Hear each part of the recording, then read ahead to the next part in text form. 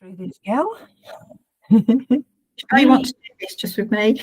Yeah, absolutely. Because I want to get you through the other side. So won't be quite as much interaction as if we had more people on the call, but nevertheless, we can go through the process of the operations, what you need to think about from going from your clients finding you and actually getting into your treatment room and having some treatment. So we'll use you as an example, or if you don't feel comfortable with that, I can make one up. Make a kind of a situation up. So are you mobile or are you from a treatment room? Current thinking is possibly a treatment room. Your own in your house or in a salon? Oh, in my house, but perfect. Okay, that's fine. It might be elsewhere. Let's go with that one. Doesn't really matter whether it's your house or whether it's a salon. It's not a problem. Yeah. So first thing you need to think about is, how will clients find you? So that's your first question. Yeah. So give me some suggestions. Well, you want to try and get yourself on a sort of Google search type thing, so that if somebody looks for a reflexologist in Billericay, you pop up. Hopefully, so, anyone else. I need to let Sue in. Oh, good. So we'll have to backtrack a bit. Hi, Sue. Hi. Hi, Sue. Hello. You all right? Yeah. We've started, but we'll backtrack. So no niceties. We can talk afterwards. So what we're talking about is how you get, what is the operation? What is the process of somebody finding you and ending up on your treatment couch? So it's, how does all of that happen? So this is in the operations section of your business plan. So the first question is, how will clients find you? And Judith has just said through a Google search. So what do you have to have in order for Google to find you? So a Google business page? Yes. Yep. Without that, Google's not going to find you. So have you got that yet, Judith? No, I haven't. Okay. Have you got that, Sue? Yeah. Fantastic. So you can stalk Sue and find her Google page. It's very, very easy to set up, and it actually acts as a website for you. So the other answer is, what do you need for Google to find you, is a website. However, a website is a bit of a big thing. And if you've only got one treatment, you might find that actually the effort and the cost creating a website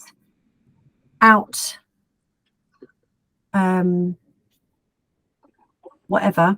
Outweighs the benefit. Yeah. Okay.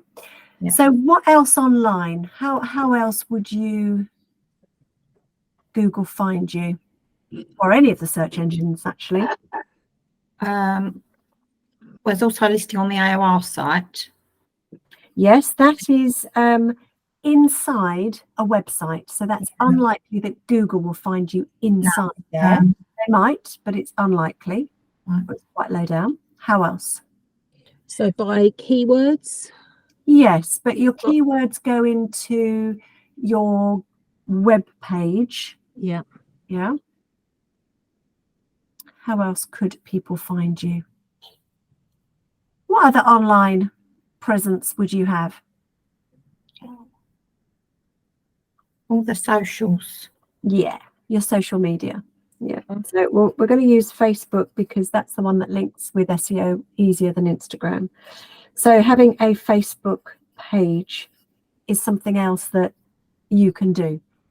Okay. Anything else? Some people are still using Instagram, aren't they? So Facebook and Instagram generally tend to be linked together. And if you have a Facebook page, then you can also create what's called a meta business profile, which means that when you schedule your posts, you can schedule them to pop into both Facebook and Instagram at the same time. So you've got double whammy. So that's quite nice. But you obviously have to set up your Instagram page as well. Cool. Okay, so that's a Google search. Okay, so how else might people come across you? You mentioned the AOR register. Yeah, so AOR register, or I'm just going to put registers. And AOR obviously is a really important one. Anything else within AOR that you know about? You can join the NHS. You listed can. through them, can't you? Yeah. So as an AOR member, you can also be listed on the recognised reflexology on the NHS website, which is brilliant. Yeah. Okay. Anything else?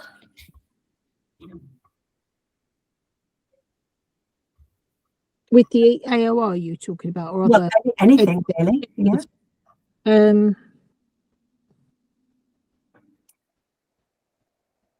How are people going to find you? How are they going to know that you're there? So we've said a Google search. So somebody just types in reflexologists near me, or they actually go onto the AOR and go find a reflexologist. So that's two avenues that they would go down. We've also said that they might search for Facebook pages, particularly that might come up in a Google search, or they might be inside Facebook and actually search for a business name. Okay. How else might people find you? Recommendations? Yeah, definitely. Through whatever marketing things you do, whether it's handing out leaflets or marketing collateral. doing things like the taster days or shows or something like that. Yeah, fantastic. So I'm going to call that word of mouth, because that's where you're interacting with clients, whether you are meeting them at an event or you're handing out a leaflet or that. But you've also got your marketing collateral. So that could be a poster in a window somewhere. That could be a business card that you hand out at a network meeting. It could be leaflets that go through letterboxes. It could be your little loyalty cards that you give your clients to give their friends, or recommend a friend and get. So whatever marketing collateral that is. Okay, good. So that's like 4 different pillars of ways in which people can contact you. And when you come to do your task 1D, then these are the things that you're looking at and evaluating the benefit of each of those things. Okay. When you come to do your task 1C, which is inside your business plan, you then take from the marketing to actually say, and these are the things that I am actually going to do. Okay. Hi, Helen. Hi. You'll be able to see the first bit. I'm recording this, so you'll be able to backtrack a little bit. Yeah. Okay. So we're talking about how clients will find you. We're talking about Google searches, registers, word of mouth, and marketing collateral. Okay. So let's just assume then somebody has found you. So they found your Facebook page, they found a flyer that they picked up, an advert somewhere, or they've done a Google search and they've come across your Google page website. Okay. So the next thing you need to think about is, how is anybody going to find out about what you do, and when you do it, and where you do it? And that is going to be all about how well you set up your Google My Business page, your Facebook page, using all of the options that are available to you in all of the different categories. So if you go through it step by step by step, there's about me, there's a how to find us, there's a link to, there's a lots and lots of different places. There's a file that you can upload documents to, so you can have your terms and conditions as a PDF that you upload to your Facebook page. So you can use Facebook pages as like a mini website. Okay. You can use Google My Business as a mini website. So then the next step from there is information. So if we think about, obviously the Google My Business and the Facebook page is great because you can build your profile, and it's almost like a little mini website in its own. But you also need to think about, if somebody picks up my flyer if that's what you're going to use. If somebody picks up my business card, how are they going to find out about me? And how are you going to entice them to do something with a flyer or an article? So you need some kind of call to action. So that's on your marketing collateral, all needs a call to action. So what do we mean by that? It's a phone this, text this, scan this, email this, claim your free this, but it's some kind of call to action. For an appointment call, we'll get a very, very small amount of people responding to that call of action. And you need to think, you need to put yourself in your client's shoes. How many times have you picked up something? I've got something here. I've got Cooper's Roofing and All Guttering. Now, we actually do need our guttering looked at. So it's been sitting on my desk for how long? A good 3 weeks, I think. Haven't quite got around to it. If, on the other hand, there was a QR code on here that said, claim your 20% discount off your first order, or join my knowledge hub to find out all about gutters. I might be a little bit more tempted to take action. Do you see what I mean? I might be, might not be, but I might be. So you need to think with your marketing collateral, what are you going to do? How are you going to get people to come into your world and stop looking at you on a piece of cardboard or paper? You want them to take the next step. It might not be to book an appointment. That might be a little bit too, well, I don't know who you are and I don't know whether to trust you. I want to find out a bit more about you. Okay. So the next step of drawing people in is to bring them into your audience somehow. So it could be a Facebook group that you've set up linked to your Facebook page where you post information about stuff. It could be a newsletter.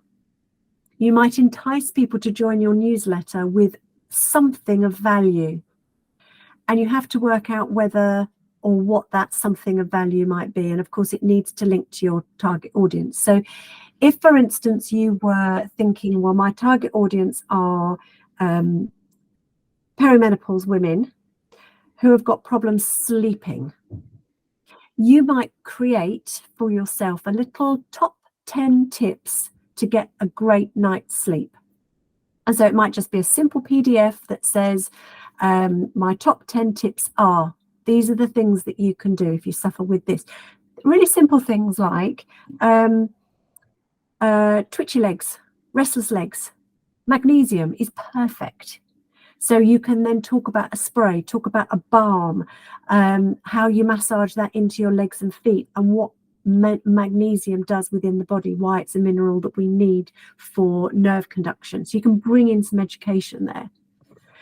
It might be about lavender, the benefits of lavender. So you can research what lavender does, where it comes from, the type of plant, the fact there are hundreds of different types of lavenders, where you can get different things, pillow sprays, neat, maybe a little bit about the dangers of just kind of putting neat lavender on skin, that sort of thing.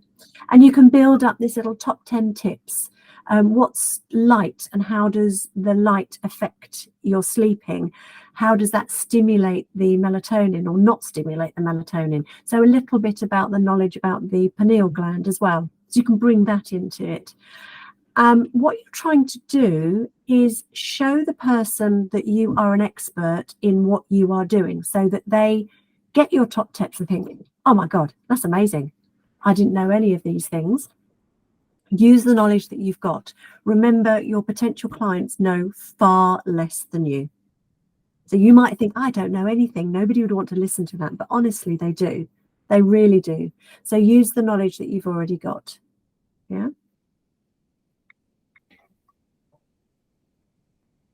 Have you heard of ChatGPT, artificial intelligence? Yeah. Okay. So my hot tip is just type into a Google search